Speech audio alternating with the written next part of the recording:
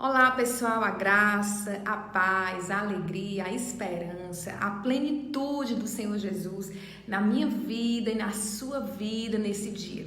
Estamos no nosso terceiro vídeo dessa edição de série A importância da igreja em tempos de guerra, em tempos de luta, em tempos de crise. Já falamos sobre a importância da intercessão e agora nós vamos falar sobre a importância social efetiva da igreja em tempos de crise. E como eu sempre inicio com um versículo bíblico, eu quero aqui trazer uma palavra rápida lá no livro de Lucas, no capítulo 9, que Jesus diz assim: Jesus ensina a tolerância e a caridade. Esse é o título, mas eu quero focar aqui no versículo 39. Mas Jesus respondeu: não lhes proibais, porque ninguém há que faça milagre em meu nome e logo a seguir passe a falar mal de mim. Pois quem não é contra nós é por nós. Porquanto aquele que nos der de beber um copo de água em meu nome, porque sois de Cristo, em verdade vos digo, que de modo algum perderá o seu galardão. Então o Senhor nos chama a atenção aqui de que nós também devemos ser caridosos e generosos, né? E é um assunto complexo, envolvente e muito impactante ao meu coração, porque eu, como missionária, eu sei o quanto é importante, o quanto é necessário nós fazermos esse ide e levarmos o alimento, o remédio, aqueles que mais precisam. E é impressionante, queridos, em épocas de guerra, em épocas de crise, tanto internas de igrejas como externas, a primeira verba que é cortada são para os missionários, mas eu não quero me aprofundar muito nesse tema. O que eu quero comentar aqui, na verdade, foi uma publicação ontem que de verdade me chocou, né? Quando eu vi um governante aqui do meu estado, do estado do Ceará, dizendo que os pastores e os líderes, os padres que estivessem com as suas igrejas abertas ou que se fizessem qualquer tipo de movimento, em praças, que essas pessoas tinham que ser presas. Então, para mim, isso também não é surpresa, porque nós sabemos que tudo isso é sinal, Jesus já nos revelou que no final dos tempos nós teríamos perseguições. Então, eu vejo claramente que a igreja ela já está sendo perseguida. A questão é como que a igreja ela vai atuar, como que ela vai responder a isso nesse momento onde a igreja ela também está com problemas, porque a igreja brasileira, de verdade, ela também não estava esperando, né, de fato, de forma racional, isso que aconteceu.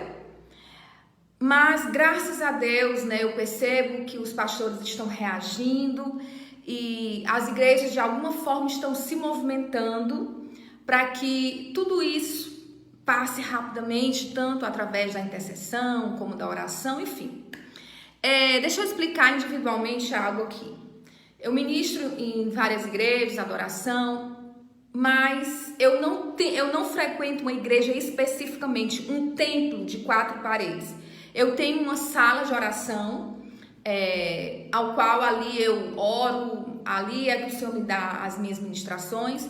Essa sala é aberta para outras pessoas também que quiserem vir orar. E o ideal é que nós viéssemos a funcionar 24/7, mas infelizmente nós não temos o número de pessoas, de tanta gente assim que gosta, né, ou que se identifica de verdade com a intercessão. Por que eu tô falando isso? Porque eu postei aqui no Facebook que o Bolsonaro, né, o presidente, tinha liberado as igrejas.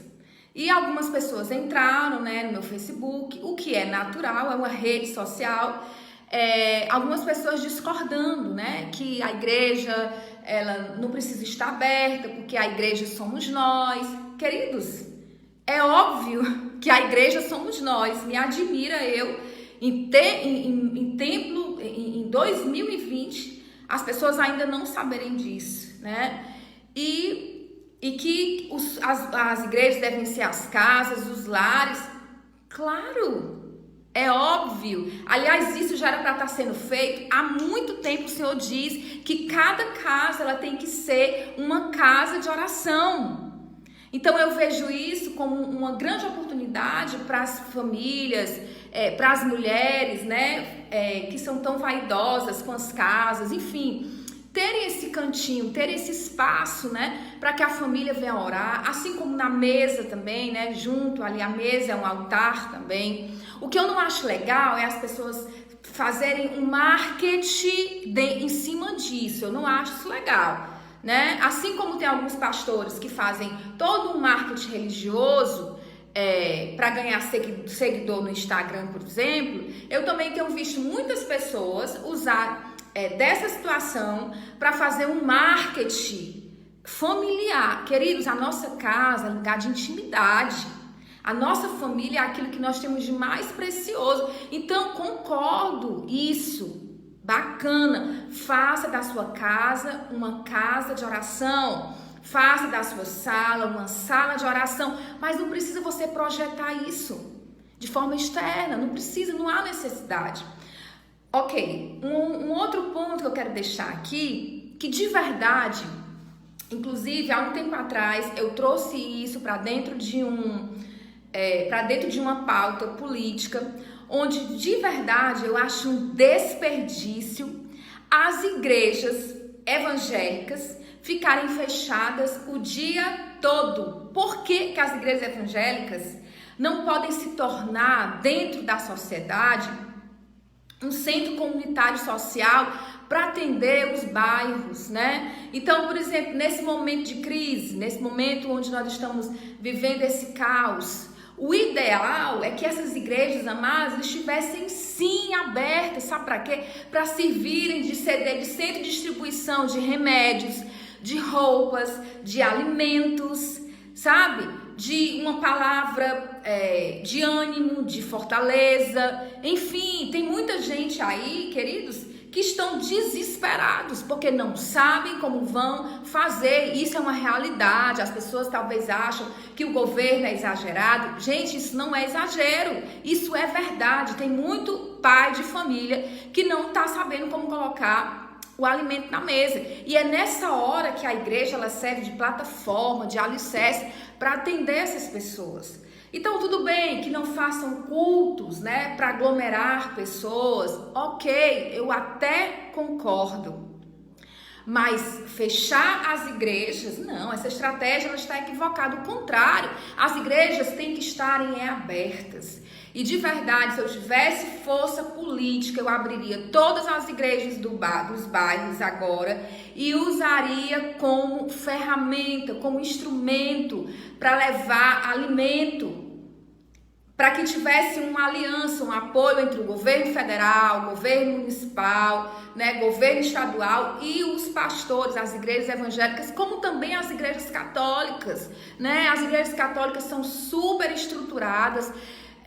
Eu falo das igrejas evangélicas por ser evangélica, mas eu sei que a igreja católica tem um trabalho social extraordinário também, que poderiam estar sendo muito bem aproveitadas nesse momento, né? Então fica aqui a dica nesse sentido, né, de por que eu acho que as igrejas têm que estar abertas, para todo mundo entender. Exatamente porque eu entendo que a igreja ela é um hospital.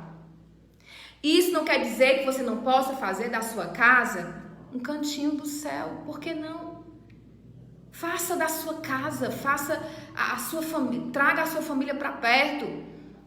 Mas imagina, cada bairro tem uma igreja, então chamem os pastores para que eles ajudem nessa missão também. Os pastores são vocacionados para isso, né? E, queridos, que não sejamos igreja também só dentro da casa, que sejamos igreja também nas filas de banco, na padaria, que sejamos igreja quando nós vamos deixar nossa filha na escola, que sejamos igreja dentro da escola dos nossos filhos, que nós venhamos assumir esse sacerdócio. Nós, como sacerdotes, temos que ser igreja em todos os lugares.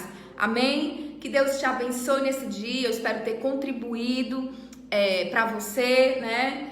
E eu vou continuar os vídeos, porque esse é o tempo, esse é o momento.